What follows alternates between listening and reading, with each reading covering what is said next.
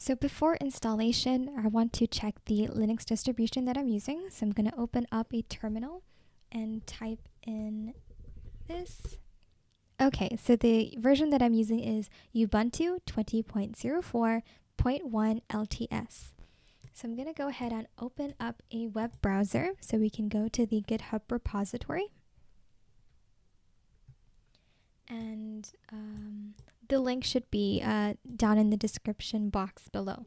So that would be github.com/fadila-wahidi/FineMAV. Okay, so this is the repository. And if we scroll down, that's the README file. And over here in the bottom, it says if you want to find out more information about installing and running the program on Linux, please visit our wiki. Okay, so this is the wiki page. Right now we're at the home page.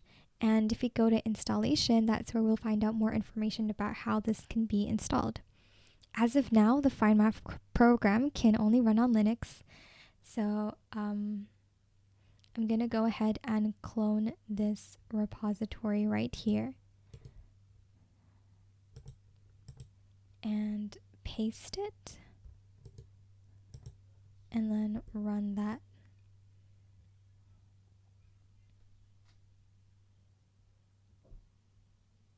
This will take less than a few minutes depending on how fast your internet connection is.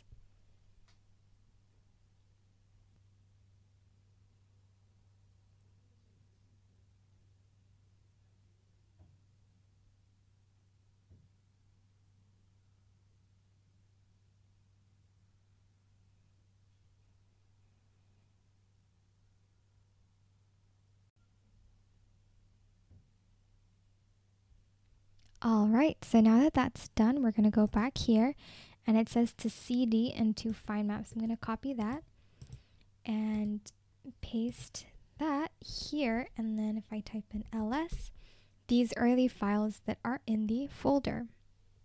So over here is the executable file.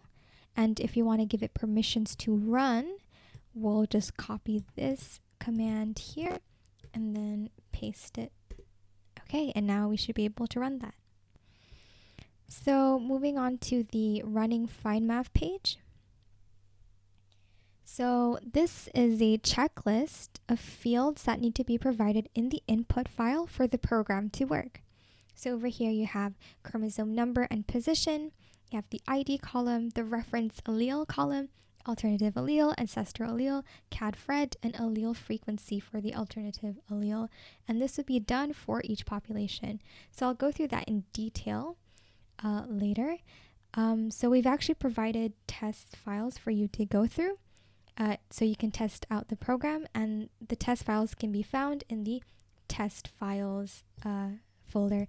So I'm going to go ahead and go inside, and these are all the files that are in the folder. So for this video, we're just going to focus on one of them, and that's the vcf_allfields.txt file. And this file contains all of the fields that are mentioned here. So we're going to just open up a text reader so we can see that.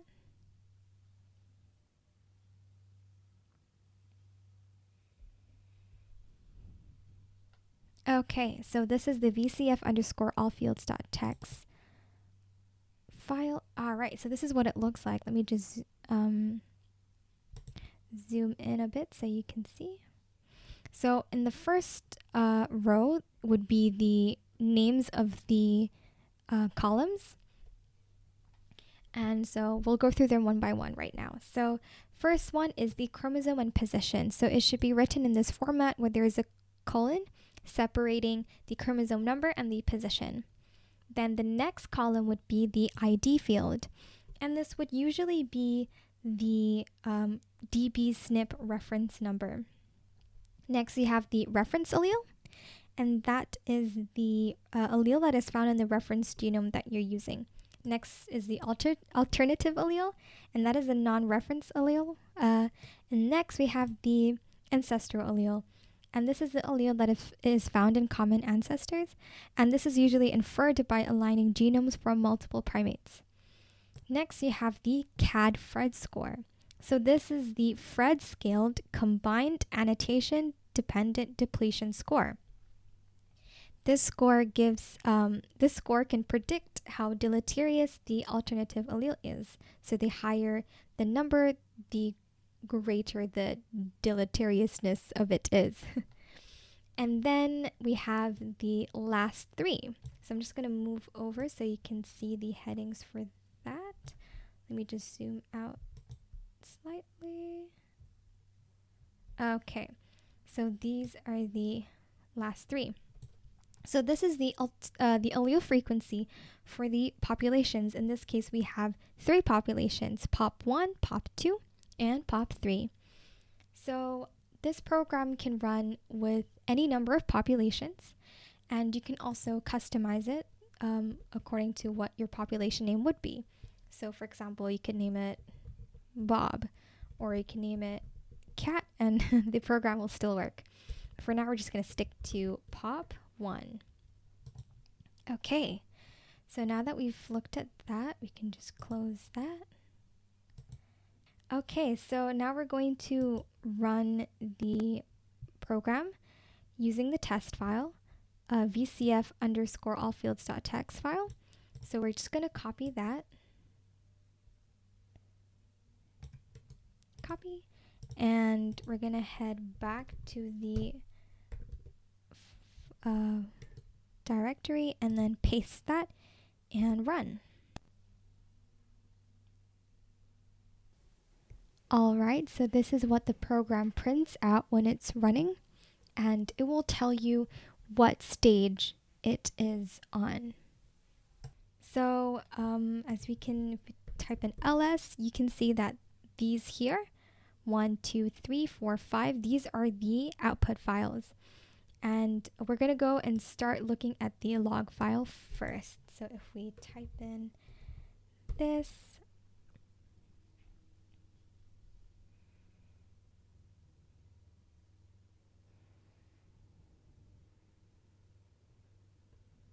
okay, so we're going to go look at the log file first.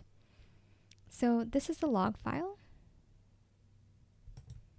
And over here, the first row, we have the name of the input file, which is vcf_allfields.txt. Then we have the VEP file. So the VEP file is the file that you would use to supplement any information that would not be in the normal input file. Next, you have the reference genome, which is HG19, and then the chunk size. So if you're running a large data set and you want to save RAM, what you can do is use the chunk size option. And so this basically would run the data set in chunks, and each chunk would read a specific number of lines. And in this case, the default is 200,000. So the penalty parameter penalizes allele sharing between the populations. So in this case, we've just opted for the default value. Here is a number of SNPs, and then over here we have a number of SNPs where the ancestral allele either doesn't exist for that SNP, or the ancestral allele is the reference allele, or it is the alternative allele, or it's neither the reference allele or the alternative allele. So that's this row over here. In the bottom we have number of populations. So there are three populations: POP1, POP2, POP3. And the FineMAV scores, the maximum FineMAV scores are calculated for each of them. And at the bottom, we have the time taken for the program to run. All right. So now we've gone through that. We're going to go through the test run.txt file. So this file contains all of the intermediate calculations and the FineMAV scores. So we're going to go through them one by one. So over here, we've got the header, and this is the first column would be the chromosome number, and then the position. So as you can see in this file, it is separated into two columns. Next, we have the ID. So that is over here, and then the reference allele, the alternative allele, the ancestral allele, and the CAD-FRED score. Next, we have the allele frequencies for all three of the populations. So that's over here, 1, 2, 3. And if we scroll all the way to the right, what comes after the allele frequencies is the dir. So dir represents the derived allele. So that would be this letter over here.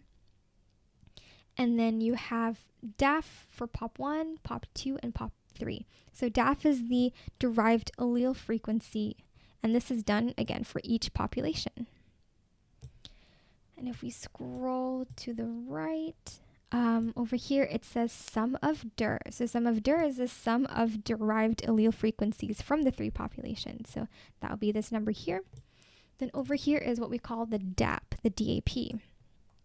So the DAP is a measurement ranging from 0 to 1 that shows how spread out the derived alleles are between the populations. So if the value is 1, it means that the derived alleles are found in a single population. And if the values are closer to 0, that means that the allele frequencies are evenly spread between the populations. And lastly, we have the FineMAV scores for each of the population, pop 1, pop 2, pop 3, and these are the numbers here. The FineMAV score is calculated by multiplying the CAD-FRED score, the derived allele frequency for that specific population, and the DAP. Okay, so now that we've gone through the log file and the intermediate calculations in FineMAV scores file, we're going to go through these three files over here called the bigWig, and they are used to visualize the FineMAV scores. So I'm going to open up a genome browser called IGV that can visualize the scores. So what you would do is you would upload the bigWig files onto the genome browser. So if we just type IGV,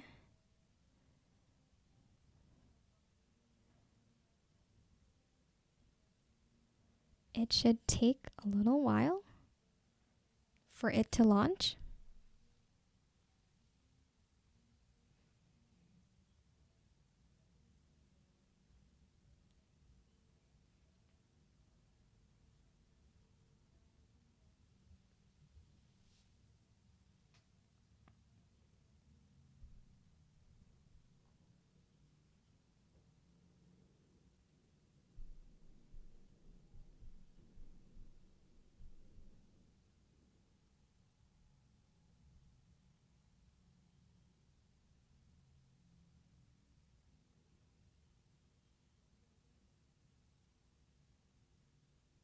All right, it's starting to load now.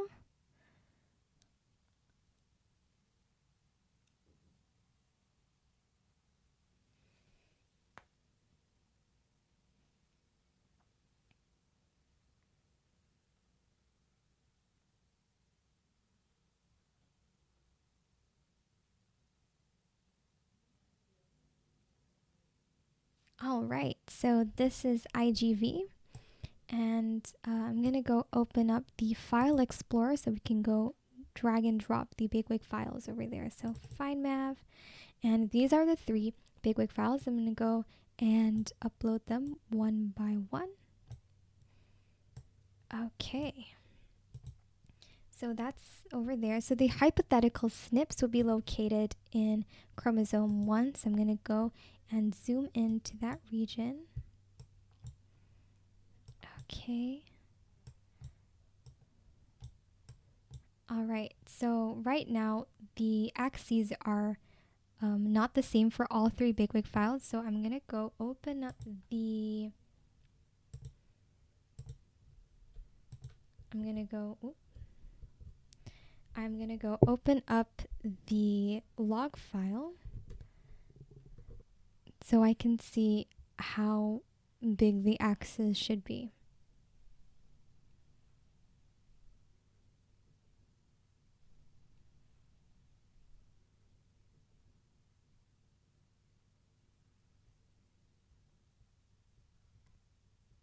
Okay, so this is the log file, and as you can see here, the one with the highest FineMAV score is POP3, and that's 1.2, so I'm going to make the axis 1.3.